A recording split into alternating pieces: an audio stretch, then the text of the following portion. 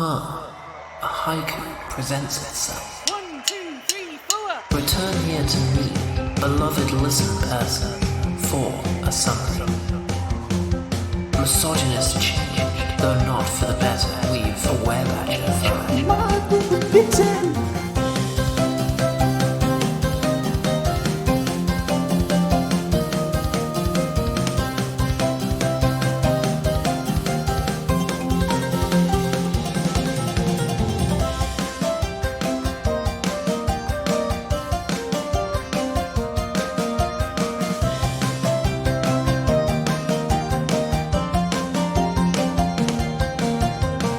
It's 10 years ago, and you trudge wearily with Bear out of the Wild Eye Woods and towards the distant inn, the Tavern of Dicey Delights.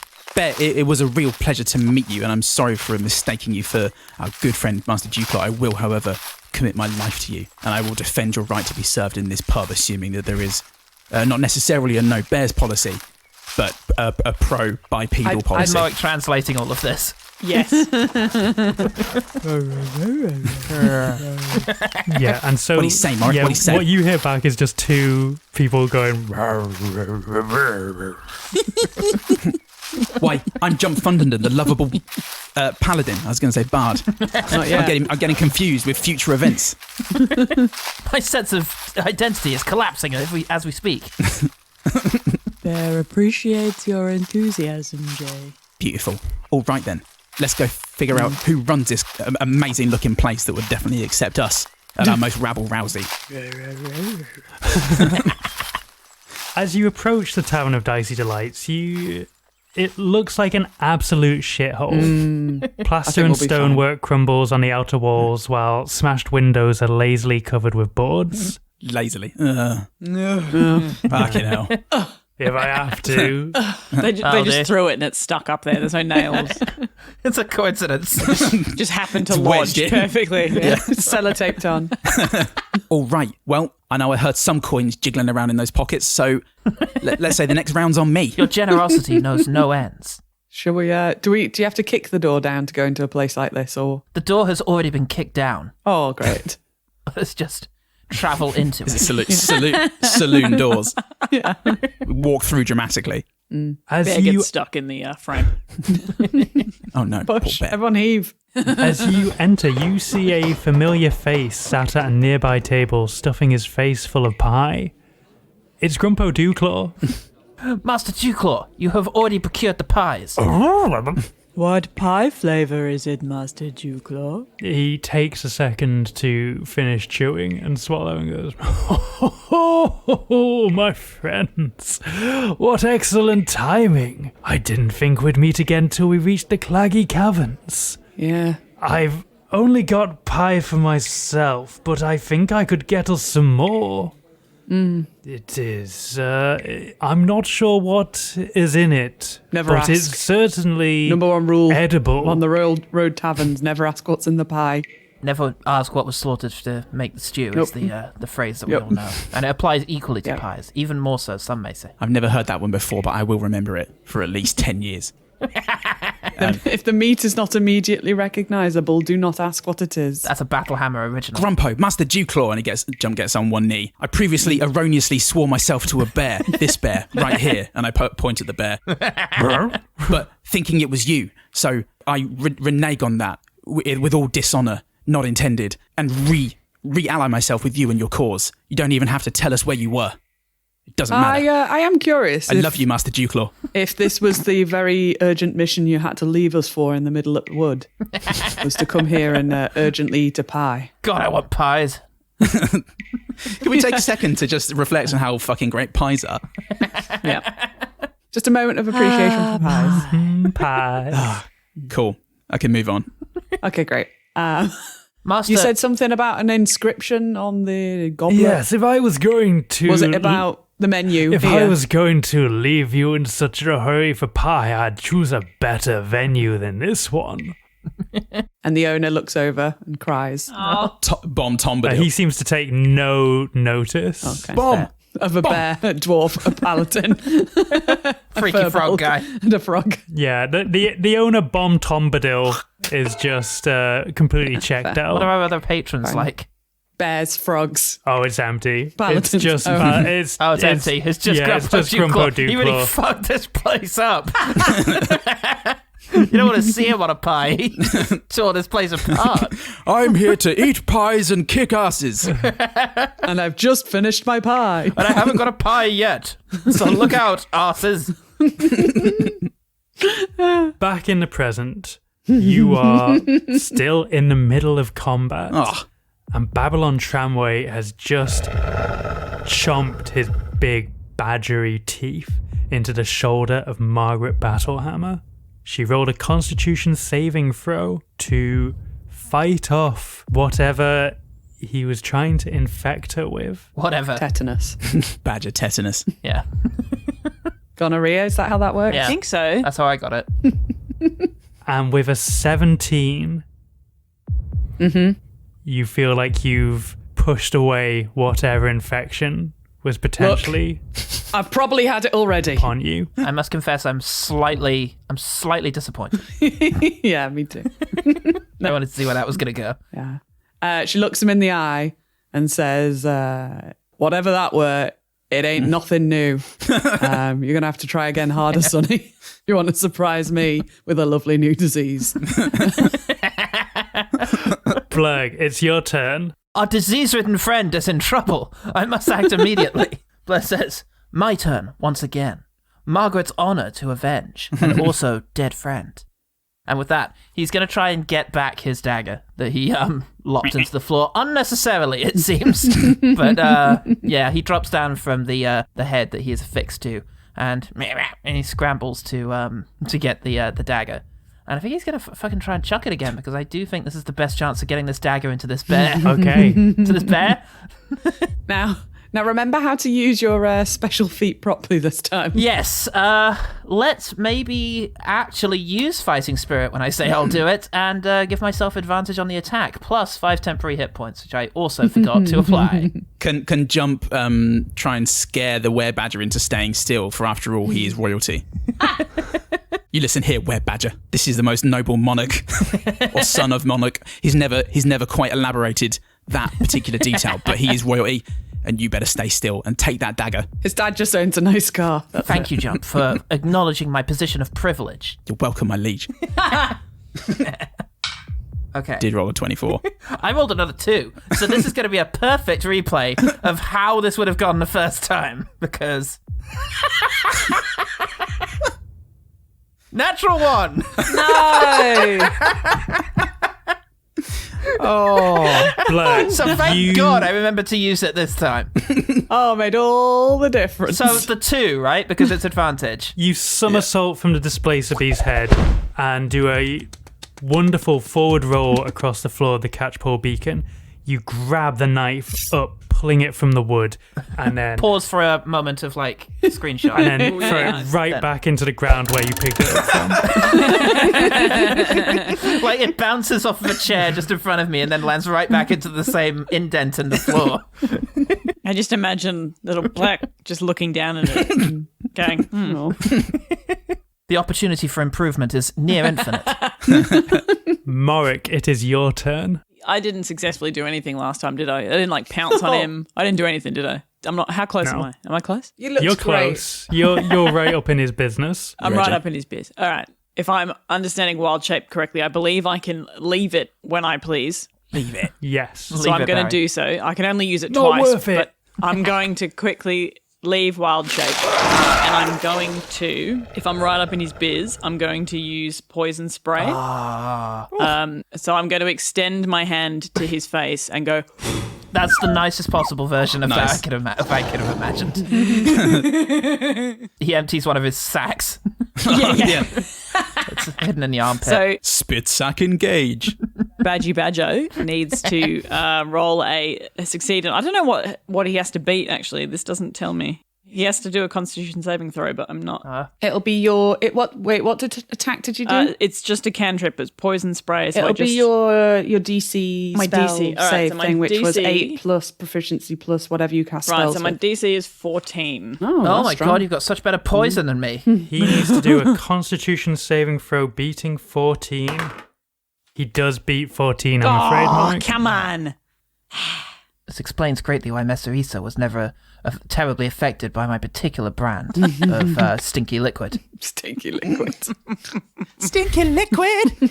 I'm sorry, everybody. I failed. I was hoping he didn't beat that. It's okay. Dang. An admirable attempt. Back to the top of the order, Sasha. She is going to cast Enhanceability. You don't succeed. Pick yourself up and try again. Pick yourself up and try again. Such beautiful words. I will take them to heart and pick myself up and try again. She is going to cast Bear's Endurance on Margaret. Oh, thanks. Would have been a piss take to do it on Morric. I was just a bear. Have advantage on Constitution Oh, checks. sweet. And you get 2d6 temporary hit points. Sweet. So you get... roll them. Whoa! 7 temporary hit points. Sweet. So they go first if I next get hit, right? Yes. Nice. Thanks, Sasha. Yeah, and Cheers. then Sasha looks over at Bleurgh and takes absolute pity on his 2 terrible dagger throws and goes, listen, you know, it's no bow and arrow. They're not meant to be thrown. And gives you a D8 of Bardic Inspiration, Bleurgh. Yay. So I can use this D8 anywhere I like. Okay. Yeah. But she's all out of Bardic Inspiration now, so... In saving me for last, you clearly indicate that your greatest faith is within my abilities. I am humbled. Jump Fundant, it is your turn. There's no open flame anywhere in here, is there? Currently. Roll me a luck check. No. That's a 6. A 6. There is a candle behind the bar. It's not a very big flame, and it's not particularly in the fray. This is a very moodily lit fight. Yeah. Yeah. The moon's bright. But surprising clarity, they did manage to Yeah, you know what? make it work. There probably are lanterns around the room. Bad luck. They've I- invented I- electricity in this fantasy world. Wow. Shame. Bloody hell. I would say there's probably some lanterns on the wall, but again, not particularly big flames. For what end do you intend these flames? Well, I'm all out of elemental spells, so I'm just trying to workshop this. Go with it. I'm trying to jazz it. So I also have Divine Smite, where when I hit a creature with a melee weapon attack, I can expend 1 paladin spell slot to deal radiant damage to the target. Okay. The extra damage is 2d8 for a first level spell slot, plus 1d8 for each spell level higher than That's first. good. So it's 2d8. Should have done that first, but you know, there's so many things about these characters. You know, I believe the best approach for a combat in D&D is to start with your weakest things and then build up to your strongest attacks. Yeah. Building stakes. It's like weightlifting. Yeah. You do the lower weights first, and then you build up to your 2. Anyway, so we are done warming up. down to Daniel. I'll finish my flow. So yeah, I'm gonna bloody do that. Come on, buddy. And this is my final spell slot. Welcome to the slam. Oh, I got a Dirto 20. Nope. Great. No. Oh no, That hits. Dirto 18. No, Still hits though. Not a natural 18. it's like Brazzers. So that's 2d. Sorry, everyone. 2d8 radiant damage. Okay. And just for good measure, I go at it to make sure it's still terrified. Just got your joke. Dick. Everyone check out Pornhub, our sponsors. They're loyal. They've been with us from day one. They followed us from one podcast to another. We wish they hadn't. We've been trying to drop them, but they're very persistent. Okay, well, that's 5 radiant damage from those 2d8. Not doing well on my damage rolls. Is a Were-Badger a fiend? A Were-Badger Sounds is like not a a fiend, sadly. But Dope feed. you light the room which was originally dimly lit by 1 candle and 2 lanterns is suddenly brightened by a flash of warming bright white centered on Babylon Tramway, and you see him wheel back and cower because he is still afraid of you. Like bang. We are now on to Basil, who is still basiling along. Bustling him. He's just bouncing around his ankles. Like Basil rolled a natural 1, and so just sort of stumbles. He's, it's been a while since Basil's done any fighting. He's gotten soft in his concierge life, but he's trying. He is trying. I respect that. And so now we move on to Margaret. Okay. Well, I think Margaret's pretty peeved by having been bitten by a perv and almost Peeved by a perv. perchance nope, already gave up. Perview. Permanently permade into a per person. Were person. First the misogyny, now this. Yes. How dare you? Britain's Campbell's back. So I'm going to actually spend some of my sorcery points. Ooh, sorcery points. Sorcery points. So I have the Meta Magic Quicken spell, so I'm going to spend 2 of my 4 sorcery points to cast a spell in the time that it takes to cast a bonus action. So cast a spell as a bonus action instead of a action. So I'm going to use that to cast Chaos Bolt because I've run out of my 3rd level spells. Okay, Chaos Bolt. You hurl an undulating, warbling mass of chaotic energy at one Sorry, creature can I in get that? range. Ooh. Range is 120 I heard feet. so I think we're okay. undulating. What was the other adjective of that? Warbling Warbling and undulating. undulating. Blah, blah, Ball of mass. blah, blah, blah, blah. All right, so this is Margaret's. Margaret, she's pretty. She's not that great, but she's got more reserves of patience from her parenting than the average person because you have to. Yeah, parenthood But modifier. every so often she has to go into a cupboard and scream into a pillow, and this is that. Yay. So I'm going to make a ranged spell attack. 19. That hits. Nice. Nice one, Magster. Okay, so the target takes 2d8 plus 1d6 damage, and so that's an 8 and a 1. Opposites. So that's 9 plus 1d6. 2. So that's 11 damage, and of the d8s, you choose one of them, and the number rolled on that die determines the attack damage type. Ooh. Because it's a chaotic bolt. So I'm either going for acid or thunder. Nice. Let's say with a mighty noise of drums, it's a attack of thunder. It's a favourite. Nice. And just like the jankiest but loudest and clearly a stress-filled My God, it's our new hit. Somebody write this down.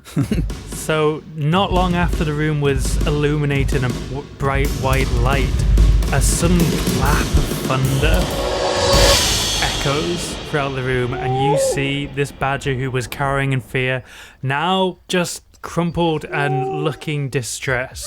Some might even describe that as looking bloodied. Oh. and I like the image of a distressed badger, though. And then I'm going to, then I'm just going to follow that up real quick with my action. And I'm going to cast a cantrip because I can. Wow. Because it's not, I can't do a spell. You can trip. I can. Trip. Are you a cantrip or a can't trip? Love it. What a wanker. I've already rolled, attack and that passed. So I'm just going to give you that's another 4 with a firebolt. Woo. I love this image. Margaret did not enjoy getting bitten by him. Everyone has a good old fight at him back. And then she just turns in her. I've got to imagine, does a bit of a scream.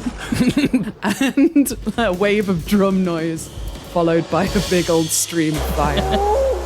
Stream of fire. Absolutely love the idea that a couple of weary travellers are coming the other way from Beaton, and they come across the Catchpole beacon, and just in the distance they just see the windows illuminate with different colours, and And a frog just constantly dropping the dagger he's trying to use. Oh, damn it. Oh. Whoops. Sounds like there's a disco happening. Let's go. Let's get the fuck out of here.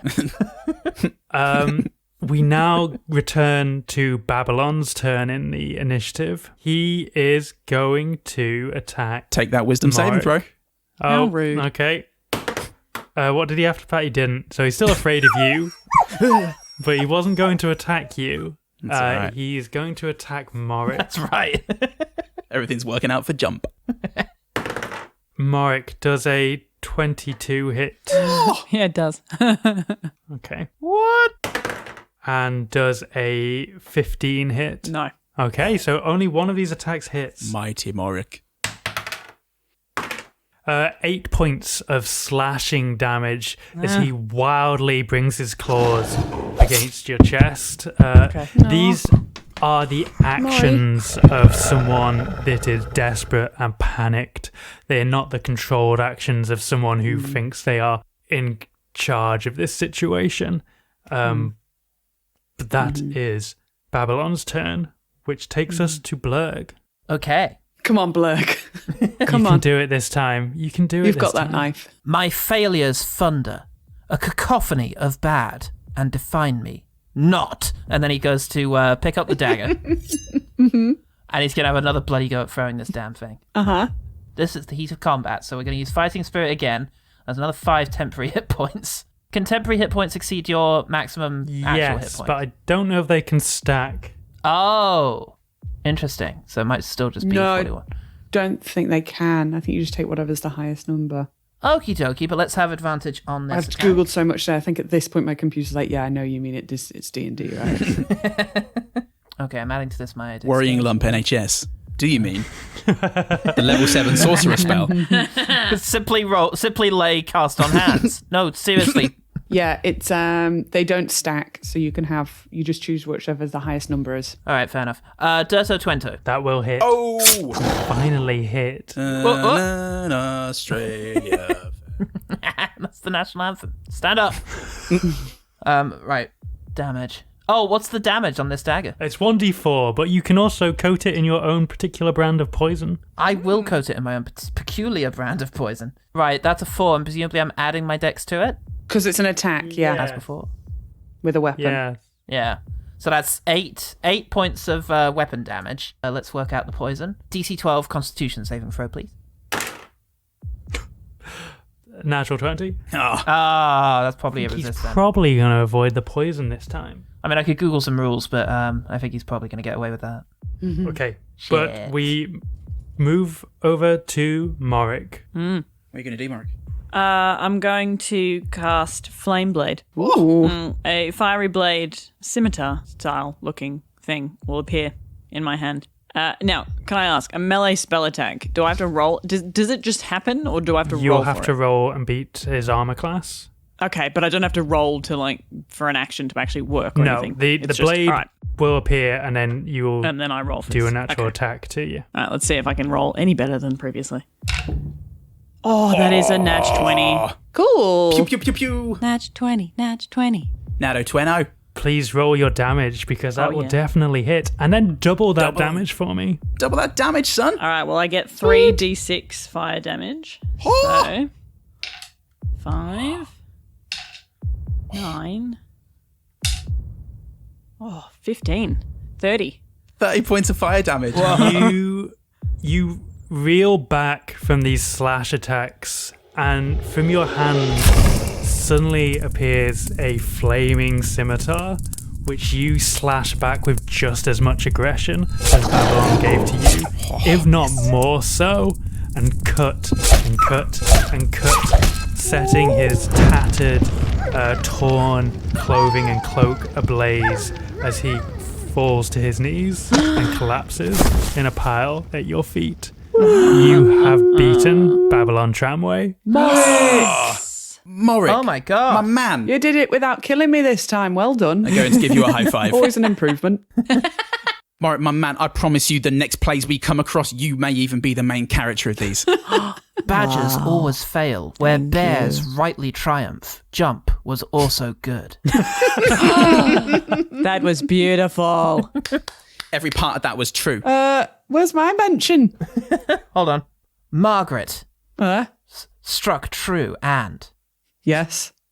rightly defended her pride. A great guy avenged. Oh, because he's dead. That's very Wonderful. good. Yeah, that was very good. That was very good.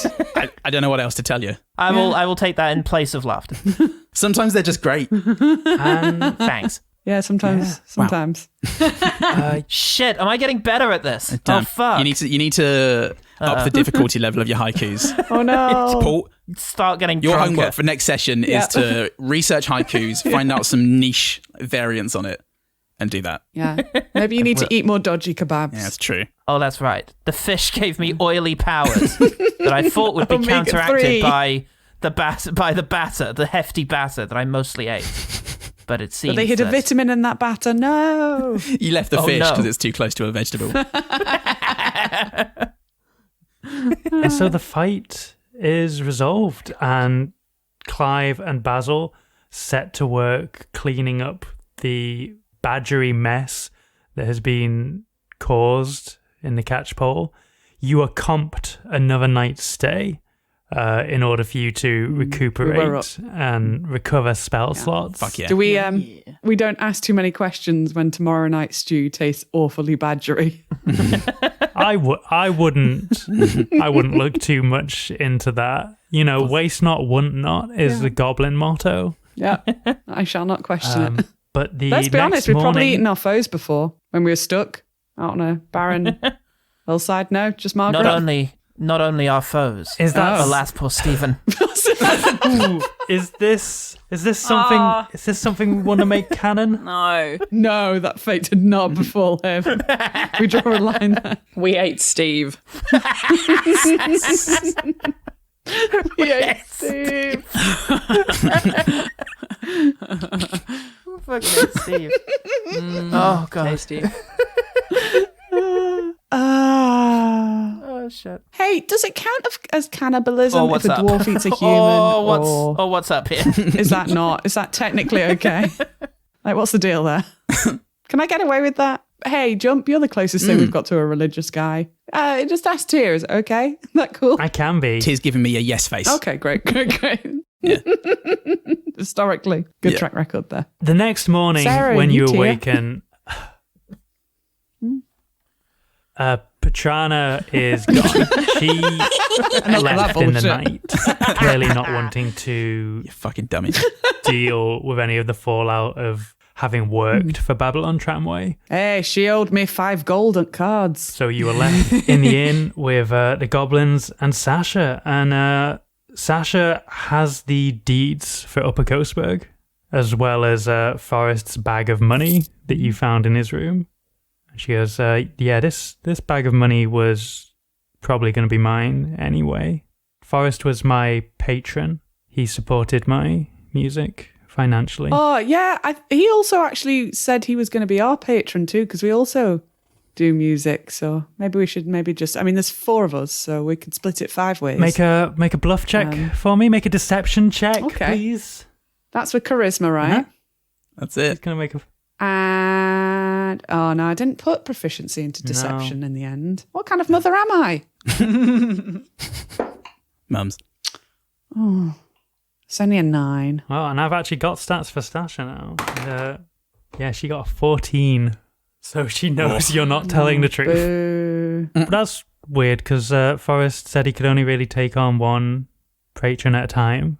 Oh, that's a real shame because I thought your music was lovely. But oh well, best of luck. We'll tell any prospective patrons She about puts the you. money in her own pocket and goes, Hey, I'm- look, Well, I tried. that's a great deal there, Maggie. It's a shame about that. Anyway, I've got a much better offer for you, Sasha. You see, there is another opening in another band that is legendary in Lower Coastburg, and that is the groovy polyamorous relationship that myself and Sweet Arena and even Sweeter Tim are a part. And I was wondering if you would like me to request permission from those 2 lovely people to enter the group.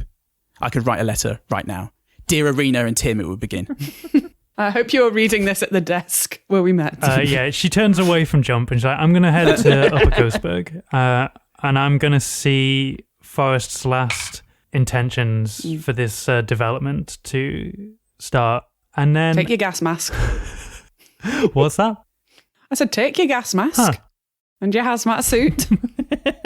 Best luck. Wait, what's that, Paul? Best of luck.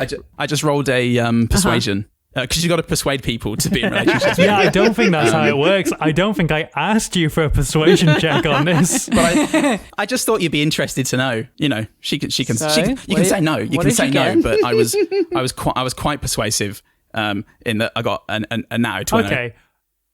She turns to you and she goes, that does sound like a very good relationship jump. It sounds very healthy. It sounds like they are loving and interesting people. That's not what I'm interested in, but I appreciate you offering me the opportunity to join you. Oh, right. Okay. Married to the music, right? Something like that. 15 self-deception. Pretty good. Pretty good. Music. Brilliant. Well, okay. Good luck on your journey. Yeah, I'm sure our paths will cross again.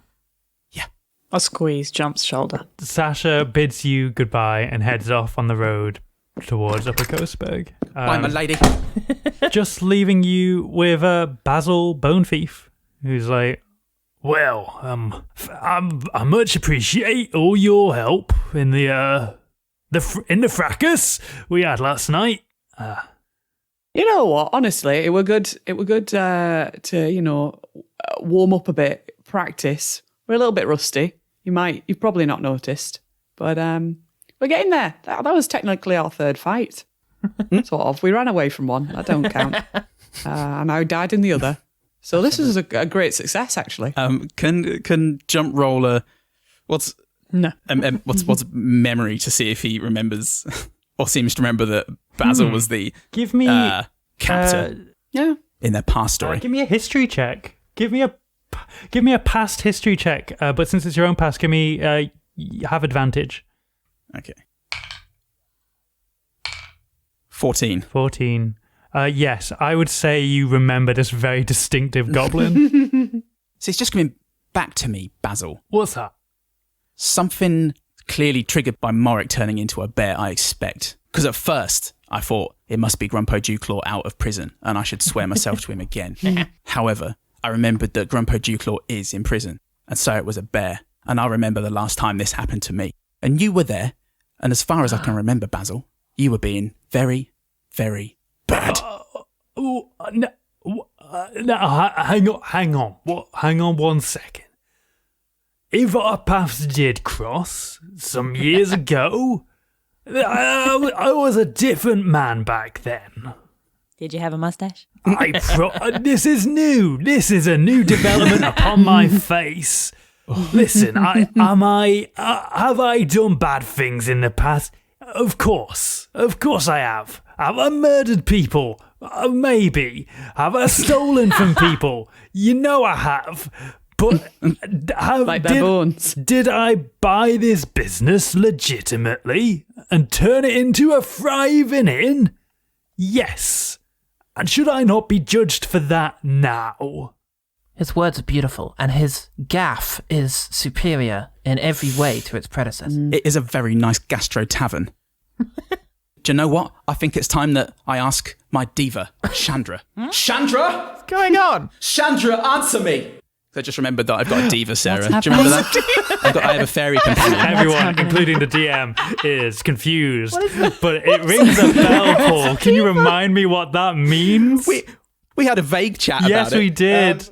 What is happening? What is this? Oh no, I'm going to have to improv Wait, something so is Diva wild her name now. or is Diva the name of the It's thing? a DEVA is what she is. Right, not what it is. DIVA. I'm really glad we've nailed down the spelling. What the fuck is it? A woman sachets from the upper balcony. Give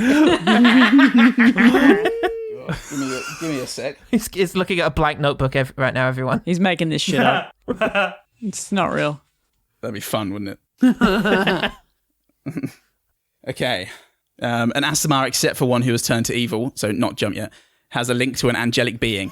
That being, usually a diva, DEVA, provides guidance to the Asimar, though this connection functions only in dreams. Okay, so Jump immediately asleep. punches himself in the face and knocks himself unconscious. I'll have to think this over. All right, I'm gonna need an attack roll that beats your own armor class. Okay. My friend, if you need help in this endeavor of yours, I am only too happy to help. So I got a natto 1-0. Yeah. So how does that backfire on me? My trousers fall down. Oh, no. I'd say that you go to punch yourself in the face, and the realization of what that means prevents you from actually doing it with any force. So you just sort of gently punch yourself in the face. Ow, And then you sort of embarrassing. stare at Basil. I see. Well, listen here, little Basil, my lovely friend, my lovely purveyor of incredible stew. We've all done a lot of things in the past, and maybe this is inconsistent with my character to let you go. But as far as I'm aware, we fought side by side. As far as I'm concerned, and also aware, because let's be honest, a lot of jump-centric things were happening in that fight. We fought side by side, and therefore I can call you ally. I will consult with my diva in this the next time I sleep, in about 20 hours. But by then, you will be long gone, and I will argue your point. Pretty forcefully, I would say. Well, if whatever it is you're talking about, which I do not fully understand, comes to find me as unwanting of mercy, then you know where to find me. I'll be here at the Catchpole Beacon. High five, freeze frame. And so you set back out on the road. Now, before we start the journey again, I want to address my short-sightedness in not thinking about the economy of the world. That's okay. It came into play when you wanted to rent a room at the Catchpole. And so from now on, you each have 30 gold. Oh my god, I'm rich. So long, suckers! And Metsuisa takes off into the woods. Rides on a bear into the distance. I don't need you. I don't need any of you. I'm so fucking Slashes rich! the trees as he goes, I don't fucking care anymore. Oh my god! What are you going to do? You bitch. The road east of the Catchpole Beacon is quite well maintained. This well-walked path is flanked by open fields with far-off farmhouses dotting the horizon. This feels like it could be a safe and uneventful leg of your journey. So we'll just fast forward through this bit, yeah? Sure. Great. Okay, next bit. After about an hour of travel, you see a cart approaching far down the road. Cart. Unusually, though, it's not being pulled by a horse, but instead by a yunti, which is a snake person. Oh. This particular yunti is well dressed, wearing a fine suit, waistcoat, and cravat. He has a tall top hat perched upon his head, and what seems to be a big, bushy mustache, similar to that of Basil Bonethief. Excellent. But upon closer inspection, you can see that it's being held onto his snoot by string. No one acknowledge it. No one fucking acknowledge that. We will give this snake His boy cart- some dignity. His cart, which is painted a bright, eye-catching red, has a sign on the side that reads, Dr. Pentagast Snickersnacks Miracle Tonics. Salutations and good morning to you folks. It's a pleasure to see fellow travellers on the road. Say, you wouldn't perchance be noble adventurers? Then what great happenstance that our paths would intertwine this day, as I have just a set of great wares for you. And he taps on the side of his cart, and the sign folds down to reveal shelves with 10 different coloured potion bottles on them. Shopping. These special liquids are a cure-all for anything that ails you. Paralyzed, petrified, poisoned, or prone. One of my certified miracle tonics will do the trick. Oh, I'm sorry, Jump. You're tapping out this guy's end. Jump claps. Let's go. Jump, take the That's cart. fine. Will any of these potions give me your lyrical ability? It is, frankly, awe-inspiring. My potions will do anything. They can cure and create any amount of words you could possibly imagine. We'll take Do they 10. actually do Friends. that, though? Quick, everyone get the gold. Friends, we must amass all of our gold together so that we might more easily hand it to this gentleman. Well, you're in luck, heroes. For today only, I'm offering these incredible cure-alls for the low, low price of 30 gold each. Ooh. That is incredibly convenient. We're not even going to have to count. Wowie. Morric's lined up. He's right up front. Damn it, none of us is a voice of reason. So- Margaret, why? No, be reasonable. There are 10 potion bottles on Dr. Pentagast Snickersnack's cart. They are different colours, but He seems to believe they are all the same potion and all do the same thing. Okay. That may not be true. But I will describe all 10 potions to you, and then you can each just choose a potion to buy. Love this. So, potions 1 and 2 look identical. They are a glimmering red liquid. And these are the two that I will tell you, because any adventurer worth their salt would know that these two are potions of healing. Okay. Potion 3 is a dense purple liquid with an ovoid of pink floating in it. Potion 4 is an orange liquid with smoke collecting at the top of the flask. Potion 5 is a cloudy green fluid with a jellyfish-like bubble floating in it. Ooh. Potion 6 is an amber liquid. Suspended in the fluid are a scorpion's tail, an adder's fang, a dead spider, and a tiny hair. What? A tiny heart that against all reason is still beating. Ooh. It's just a pube in it. Potion 7 is a clear liquid. Accidentally fell in there. I left the T off of heart, and I was like, what word did I mean to spell here? Whoops. So I was like, I probably meant to say hair, and I kept reading, I was like, no, I meant to say Oh, heart. I've got to stop preparing potions near my genitals. Well, you know what? Just You tell know that's it's part not of it. Dr. Pendergast Snickersnacks Yes, that's true. pubes, because he's hairless. He's It's hairless. somehow more disturbing. Where did this come from? Pube of sailor. Potion 7 is a clear liquid with a red bead in the center that is continuously expanding and contrasting. Ooh. Potion 8 is a muddy liquid with a fish scale and a cat claw floating in it. Potion 9 is a blue liquid that is cool to the touch, but bubbles and steams as if boiling. And Potion 10 seems to be a entirely empty container. Well, Okay. I want to haggle with this guy. And I'm trying to think. The problem is, very noble. I want to use my position of privilege to do so. I can't think of a way of doing that as Bleurgh. I should not pay this much. I'm rich. Yes. And let me tell you something, Paul. I might have cut you off at the pass by making it that he has an incredibly high. You'd have to roll incredibly high to beat this man's. I can't think of any way. It's tricky. I'm not entirely sure how position of privilege translates into mechanics. People just like you. Do you know who I am? Yeah. Yeah, you see, that's the thing, is unless it happens naturally. I think basically Bleurgh's never going to rely on this, so if you could just vaguely bear it in mind. But if it's not going to apply here, that's fine. It's not. Okay. You will not be. Okay. You will not be. Fair enough. You will not be walking away from this cart with more than one potion. That's fine. I wanted to walk away from the cart with one potion and some money, is all. But Listen, That's- the money thing was a joke. I'm literally never gonna go back to it Okay, again. all right, fine.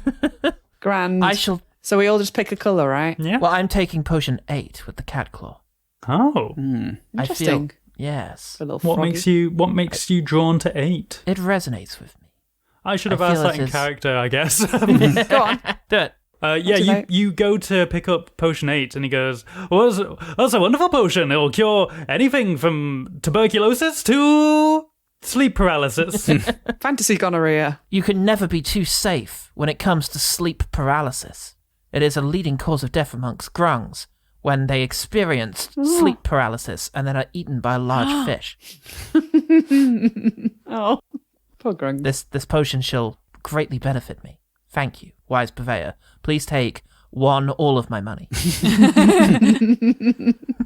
So you have a muddy liquid with a fish scale and a cat claw floating in it. If you find just an apothecary or wizard who knows the identify spell, you'd be able to find out what this is. Or you can always just risk drinking it at a certain Slam point. it. Well, Can we just all take them Drink around the campfire that evening? Down on 3. In another I rowdy am- night. yeah, Bleurgh will take part in that, comfortable in the knowledge that he is immune to poison. Oh, yeah. Excellent. Oh, I've got resilience against poisons. Yay. Potion 8 is gone. Sorry to jump in like that, my friends, but I felt a strong Jump affinity in with this like a muddy frog. liquid. I did jump in. I always do that. Such is my species. I think it is only right that I take the clear liquid with the red bead continuously expanding and contracting, because that is like the ebb and flow of people's love for me. Oh, boy. Wow, incredibly depressing, sir. Please take your miracle tonic. Okay, number 7. 7, Yeah. 30 gold for you, my good purveyor of exactly what you said the last potion would cure. Exactly. You've got an ailment. I've got a cure. And it's any of these potions. What made you choose this one potion of the same identical potions I have? They might look different, but they do the same thing. Bleurgh gives Jump a little nudge on the knee and says, "My admiration for you never contracts." Aw. Thank you, my man. Just like my immunity to your various poisons never diminishes when I touch him. For the love of God, you must roll a DC. Yeah. 17. Okay. You see what I mean? You're getting much better at that, and you get like a rash where you touch it. It's fine. It's like it's mild eczema. Yeah, it does itch. It itches a bit. It's starting to look like the Black Plague is like swelling. You're like, oh, hang on. Yeah. Itching a bit or dying? Yeah, hang on, This purveyor. is significantly better than the first 5 times you did this. And substantially better than the last time Stephen did it. Oh, Stephen. We're building a rich lore as to just how Stephen died, I guess. It's a rich death lore. Eventually, the fans will be able to put this all together and figure out the order of things that had to happen for Steve to Indeed. die horrifically. Indeed. And if they do that, please tell us. Yeah, Yeah, and if they ever figure out we if know. his name is Steve or Stephen, then that would really Yeah, that would also benefit help. me. The one that looks like it's holding nothing, does it have weight to it as though it were... It does. Full. When you pick it up, it does feel like there's a liquid inside, although you cannot see the liquid. Can I hear a sloshing? Yes. It's Coke Extra Zero. It's Literally No Crystal Coke. Pepsi. Coke, no Coke. Coke Zero Sum. I'm tempted by that. Another colour combination I liked was the pink and purple one. Purple and pink. That's also a Sensual. nice colour. Like Margaret. I held them up next to my face. I'm like, which one goes with my eyes? Which one? Look, the glass complements it either way. I look at Bleurgh and shrug. Useful. Turn to Morric. Morric, come on. Which one? Which one goes with my eyes? I think the purple one. The purple one. Oh, okay. I'll take that one then. All right. It's not what I thought, but Okay, potion 3 is off the table. It looks nice against your black t-shirt. Oh. I said eyes, Morric. God damn it, Morric, I said eyes. Fucking useless you are. God damn it, Morric. Oh, okay, the clear one. Up here, Morric. Up here. I don't have those. I'm sorry, I was distracted. May I partake in a touching? Now who's the pervert? Jesus, Morric. We mustn't help the slash fictioners. Let them do their work in private. God help us in private. God help a private. Idiot. Me. That's right, Morric. It's just you now. Morric has been softly bouncing from foot to foot with his hands up like this. He's got such big feet. So even though, yeah, Just the sound of quietly, it. just My good snake, sir. Even though I was first in the queue, I'm somehow last to choose. I like green. I will take green. Please. Fuck. Which one was the Only green? green left. Oh, the cloudy green fluid with a jellyfish-like bubble floating in it. I cup it in my tiny hands. Why I've said that out loud, I don't know. Tiny hands. You're wait, does Morric Hey, have tiny tiny hands? God, hands. Meteorito is huge, but has tiny hands. he's got his tiny hands. No, he doesn't. They're huge. Every time you cut, It's perfect. every time you handle something, you cut to an intense close up with these tiny little child hands. It's just like 2 doll hands coming out the sleeves. I meant the other way around. The tiny vial in my giant hands. Sure, Morric. My tiny hands. You've all made excellent choices this day to invest in Dr. Pentagust's Nickel Snack's Miracle Tonics. You'll be safe on the road going forward, heroes. Nothing can stop you now. And he slaps the side of his cart and the sign just folds back up quickly and he starts slithering away. Goodbye, sir. The road ahead seems long. The next iconic location upon your quest is in fact the Claggy Caverns. Yeah, they are. But they may be somewhat down the road. But you know you're well rested, you have your spell slots, and you now have 4 miracle tonics in hand. What could possibly stop you? Nothing. From drinking the miracle tonics right now before the end of the episode. Dying. Please. Please. We make camp very quickly. Are you going to just drink the tonics tonight? What's in those potions, eh? Juice? Something else? I know I'm excited to find out, and you can too by continuing to listen to Quest Fantastic, which is Jen Blundell as Margaret Battlehammer, Nell Heald as Morric, Paul Salt as Bleurgh, Paul Goodman as Jump Fundenden, and Sara Keep as everyone else. Story by Sara Keep, music and editing by me, with additional sounds credited in the description. Good riddance, you misogynist Were-Badger, and great welcoments to the next leg of the adventure. What will the justice-loving friends see next? I know, because we've already recorded the next session, but it's still exciting, right? Right, and I'll be staring right into your eyes when you open the next episode, like that aunt at Christmas who always gets you the same thing because you said you loved it once and she's not one to look a gift horse in the mouth. But I tell you what, next time old Aunt Gift Horse gets up in your peripherals, you can tell her about Quest Fantastic. Word of mouth is powerful like a mother wronged, and we really mean it when we say that you telling a friend or leaving a review is the best thing you can do for us. So if you love what we're doing, spread the word, talk us up on social media, stare at the sun, and one day, I promise it will say Quest Fantastic on your eyelids, so you can be with us when you sleep. But most importantly, subscribe on your favourite podcatcher and get that new episode in your instantaneous zone. If you want more from us, Jen and Sara host the queer actual play podcast Roll Plus Heart. Paul Salt is film critic for Screen Mayhem and hosts the podcast Jen and the Film Critic with Whisper on the Wind, Jen Blundell, and Salt and I host the podcast One Good Thing, where we find good things in bad movies and recommend better ones because the Queen asked us to for her birthday. You can find us on Twitter and Facebook at Quest Fantastic. Send us an email at gmail@questfantastic@gmail.com, and Sarah's on Twitter at Penguin Panic for all of her beautiful artwork. All other links and handles will be in the episode description. Next episode's coming out on Monday the 2nd of May. What are you doing? Time, get back here, so we'll quest you on the next Fantastic. Bye!